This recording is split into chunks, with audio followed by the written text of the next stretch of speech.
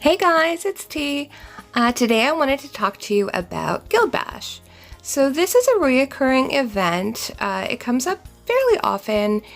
The reason for celebrating changes and the monster changes, but the basic principle is always going to be the same. So what you're looking for is under the events icon. So go ahead and click on that. And then inside, you might have to scroll around a little bit, but what you're looking for is Guild Bash. So go ahead and click that. So this is kind of like your main page for Guild Bash. Up at the top, you're gonna see a bar that you fill up, kind of like when you're doing a solo or hell event. And the different stages are all listed there. When you finish a stage, you unlock a different amount of monsters. So if you finish the first stage, you get 1 monster. The second stage, you get 2 monsters. The third stage will unlock 3 monsters. So everybody works together in the guild. You combine all of your points, and the better you do, the better your guild does, and the more stuff everybody gets. So that's one of the reasons why I think it's really important that everybody in the guild participates in guild events. Hint, hint. So there's 4 different kinds of tasks that you can do to get points for the event. The first one is a hell event. You're gonna need to finish the hell event, and that means all 3 stages in order to get the points. Hard, I know, but you can do it. Next is Dark Nests. Now, the only person who gets the points for themselves is the rally captain, but everybody gets to help on this one. So there's different amounts for each level of Dark Nest, and you want to kind of keep track of that so you're not doing them unnecessarily. As you can see, my guild has done a lot of level 1 Dark Nests, so the next person who does one is the one who's going to get the 6,000 points. But we've still got the other levels of Dark Nests to get points on. So something that I would recommend is that this is a really great opportunity for people who don't normally host Dark Nests to run a few, because everybody's deleting Essence anyway, so they can get some practice in.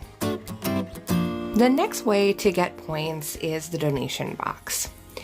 So the way this works is that you donate items from your personal inventory. They don't actually go to anyone. They just kind of get removed from your inventory and you get the credit for them in order to get points for the Guild Bash. And these items do refresh.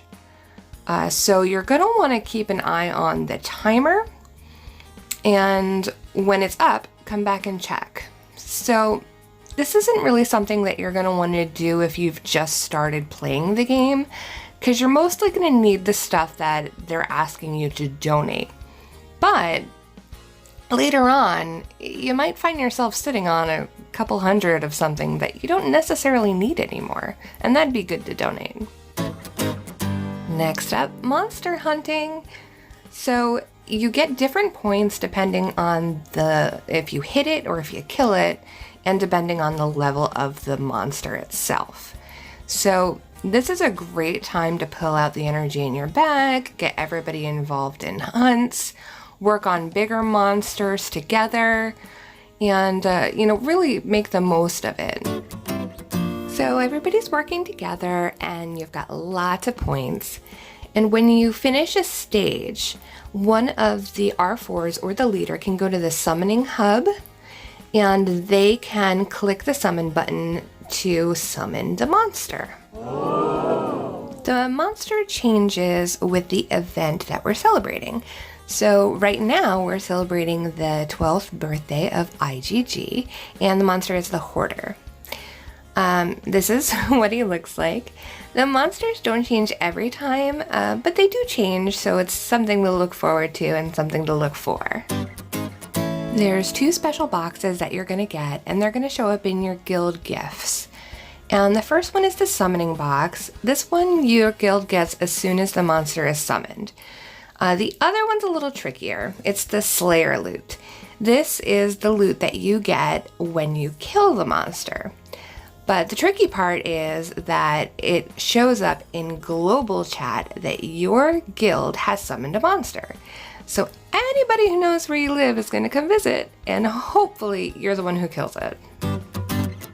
Something that you really want to consider before summoning the monster is where it's going to go. It's going to spawn in the tile that's closest to the person who pressed the button.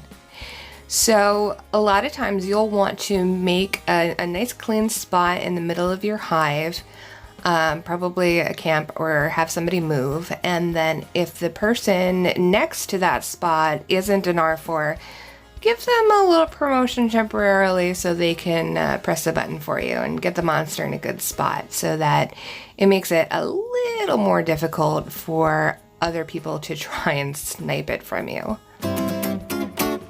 That's it. That's everything I know about Guild Bash. So make sure you like and subscribe.